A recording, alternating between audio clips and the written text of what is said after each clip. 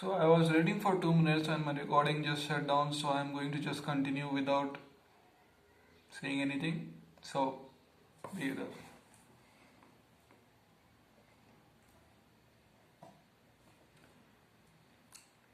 As Marlene explained to me, his goal with this practice is to decipher one Tengu paper each day, though he sometimes failed to make it even this far, often working with a study partner to push his studying closer to his cognitive limits. What interests me about the Marlin is not his knowledge of ancient texts, but his type, instead a type of efforts required to gain this knowledge.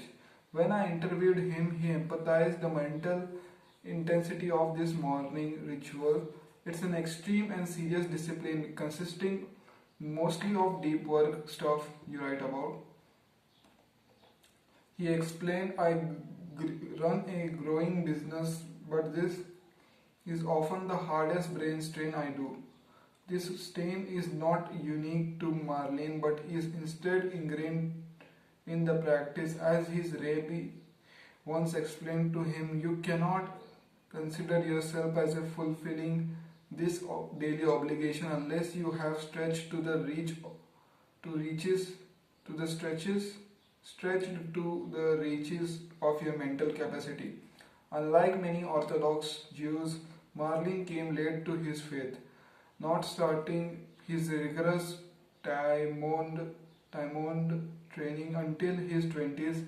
This is this bit of trivia proves useful to our purpose because it allows Marlin a clear before and after comparison concerning the impact of this mental calisthenics, and the result surprised him.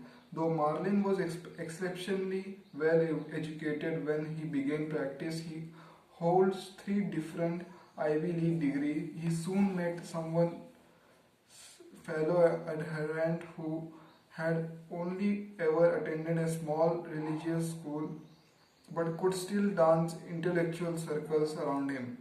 A number of these people are highly successful professionally, he explained to me, but it wasn't some fancy school that pushed their intellect higher. It became clear it was inspired their daily studies that started early as 5th grade. After a while, Marlin began to notice some positive change in his own ability to think deeply. I had recently been making a more highly creative insights in my business life, he told me.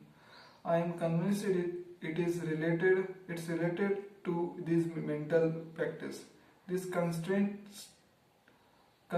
strain has built my mental muscle over years and years. This was not the goal I started, but it is in effect. It is the effect. Adam Marlin experience underscores an important reality about deep work. The ability to concentrate intensely is a skill that must be trained.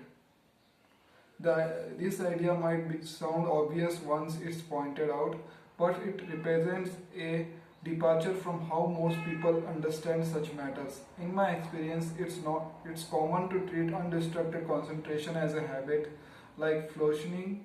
Sometimes that you know how to do and know is good for you, but that you have been neglecting due to a lack of motivation. This mindset is appealing because it implies you can transform your working life from distracted to focused overnight if you can simply master enough motivation. But this understanding ignores the difficulty of focus and the hours practice necessary to strengthen your mental muscles.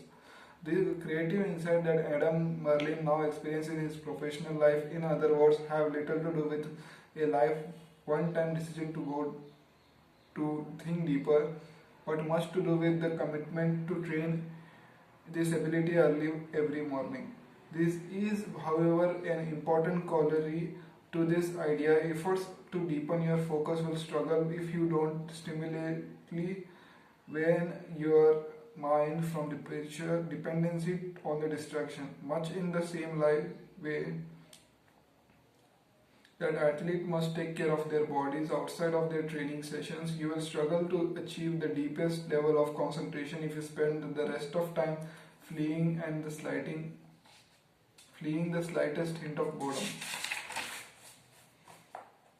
Uh, we can find evidence for this claim in the research of Clifford Nassif, the late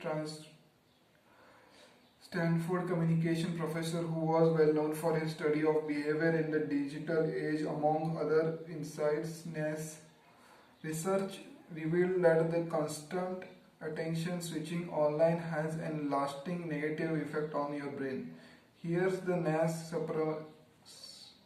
summarizing this finding in 2010 interview with NPR Era Flavto. So we have a scale that allows us to decide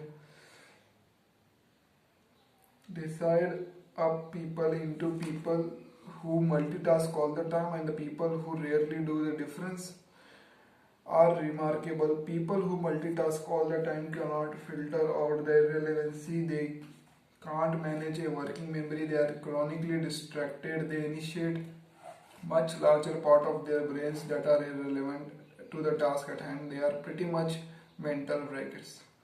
At this point, Flaros asked Ness whether the chronically distracted recognizes this wiring of their brain. The people we talk with continually said, "Look, when I really have to concentrate, I turn off everything and I'm laser focused." And unfortunately, they have developed habit of mind that makes it impossible for them to be laser focused. They are suckers for irrelevancy. They just can't keep on task. Once your brain has become accustomed to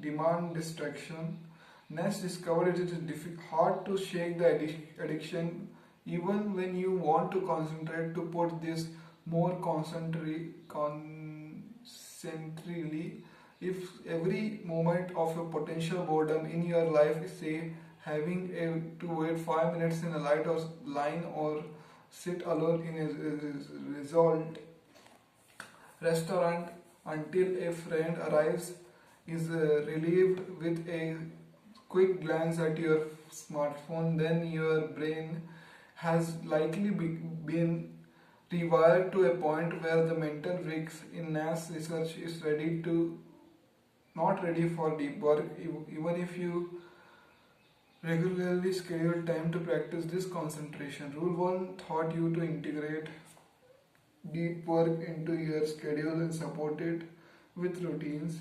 Rule 2 will help you in significantly improve this limit. Don't take break from distraction, instead take break from focus. That's good. I am on 8 minutes 20 seconds, so I might quit here.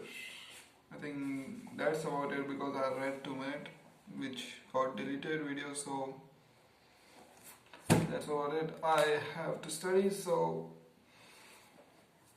bye bye bitches.